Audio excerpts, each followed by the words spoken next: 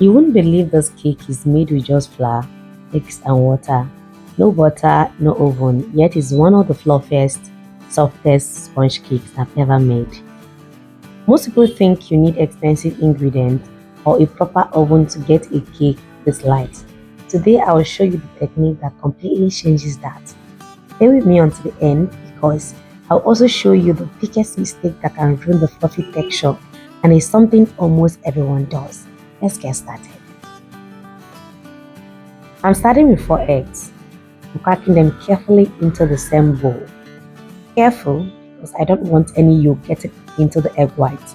Though I messed up with one, but I fixed that. Even a tiny amount of yolk can stop the egg whites from whipping properly. So be careful with that.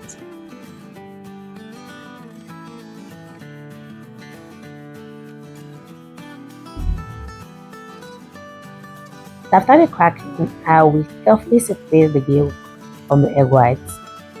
This process is very important. Make sure that you do not break the yolks apart. Don't cause the kind of mess that I did. But if you end up breaking one of the yolk, carefully use a saucepan to take out the whole yolk at once. You can also take it out twice, but just make sure it doesn't mix with the egg white, as a tiny amount of yolk left can ruin it for you. The egg yolks will build flavor and richness, while the whipped egg whites are what will make this cake rise beautifully without relying on lots of fat. Into the egg yolk, add a pinch of salt.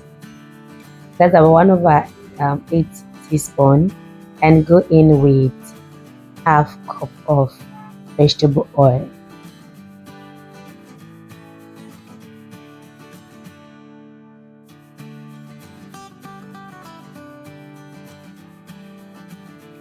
Next, add the coconut and vanilla flavor.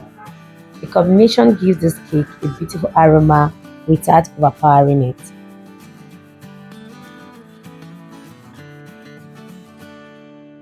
Now mix it to combine properly.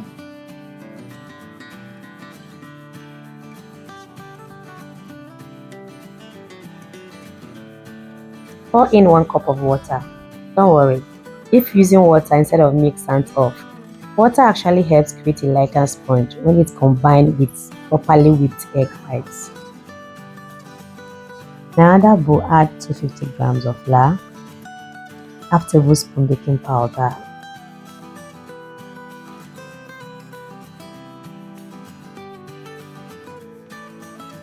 a little bit of baking soda, just half teaspoon, and finally add milk flavor powder. This ingredient is completely optional, but it gives the cake a richer bakery style flavor, so you might want to add it.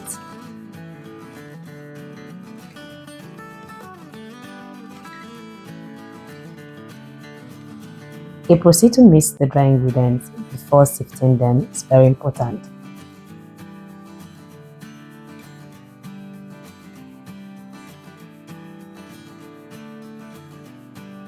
I'll go ahead and sift the dry ingredient into the egg yolk mixture. Sifting the flour is one of those little steps that many people skip, but it removes lumps and adds air into the flour. Now the air added into the flour is going to help produce a finer crumb.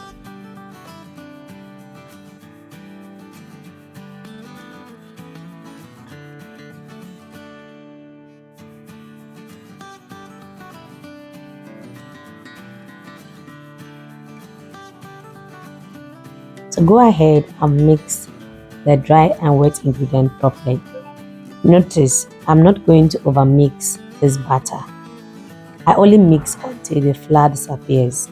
Overmixing develops gluten, and that's one of the fastest ways to end up with a dense cake instead of a fluffy sponge. On my own time, I added a drop of food coloring because I want that signature pale yellow that vanilla cakes do have. And I wouldn't be able to get it because I'm not using butter for this recipe, so I added it and skip it. Now for the most important part, add vinegar into the egg white. If you don't have vinegar, you can use lemon juice and add just a tablespoon of vinegar or just a tablespoon of lemon juice. The vinegar doesn't make the egg taste sour, it simply helps stabilize egg whites, making the foam stronger and more stable. I'll begin whisking the egg until the egg becomes foamy. Once the egg reaches this stage, gradually add in the sugar in batches instead of pouring it in all at once. Adding the sugar slowly helps create a smoother and more stable meringue.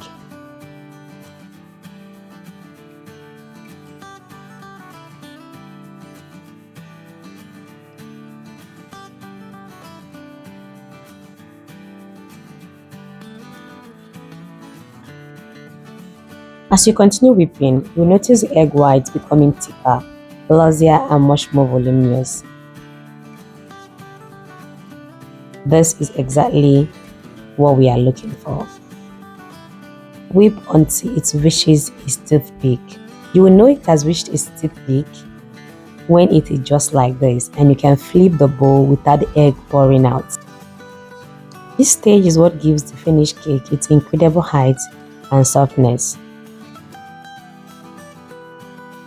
Take about 2 to 3 scoops of the whipped egg white and mix it into the batter first.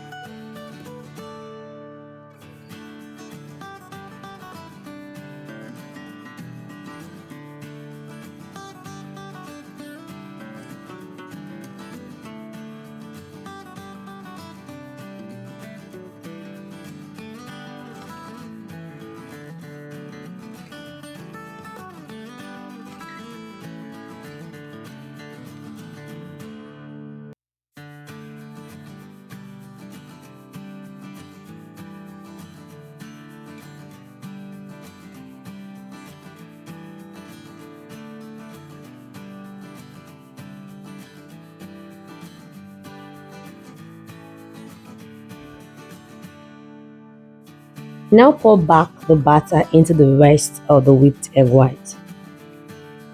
On this point, everything should be done gently.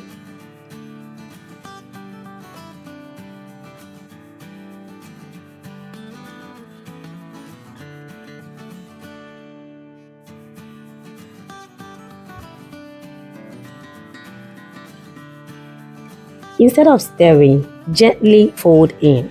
Scrape down the sides, lift from the bottom and fold over. Try to create as much air inside the batter as possible. Those tiny air bubbles are what will become this cake's beautiful sponge texture, so you don't want to break them. If you overmix here, all that air disappears and your cake won't rise the way it should be. Once everything is fully combined, the batter should look light, smooth and airy. Now pour the batter into an already prepared 8-inch pan. You can also use a 7-inch pan for this. But if you're going to use a 6-inch pan, make sure that you're using 2 6-inch pans.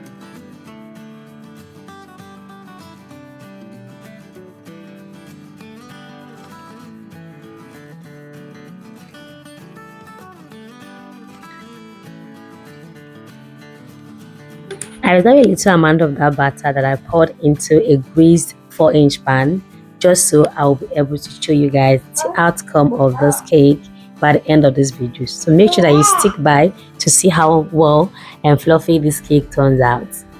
Now we are going to transfer this cake into our preheated pot, which is going to serve as our oven. Place the cake inside the preheated pot. If you are baking on a stove top like me, make sure your heat stays low. Low and steady heat is the secret to an evenly baked sponge. Now simply cover the pot and let the cake bake slowly. This recipe proves that you don't need an expensive oven to bake beautiful cakes at home. And here is the baked cake. Look at that rise. The color is beautiful and the sponge feels incredibly soft and bouncy.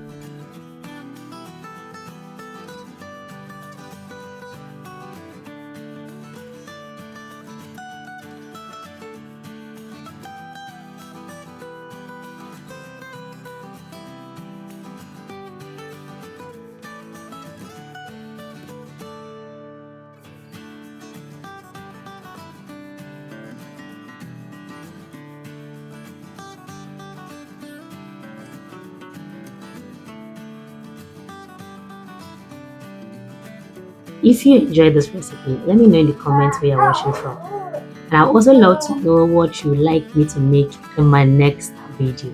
Don't forget to like, subscribe to Chef Martha, and turn on the notifications so you don't miss the next recipe. Now for the best part, let's tear this open. Just look at that crumb. It is light, airy, fluffy, and beautifully moist. It's honestly hard to believe this cake was made without butter and without an oven. Don't mind the baby's hand in this background. I still had to film this video with a newborn in hand, so please like the video and drop a comment.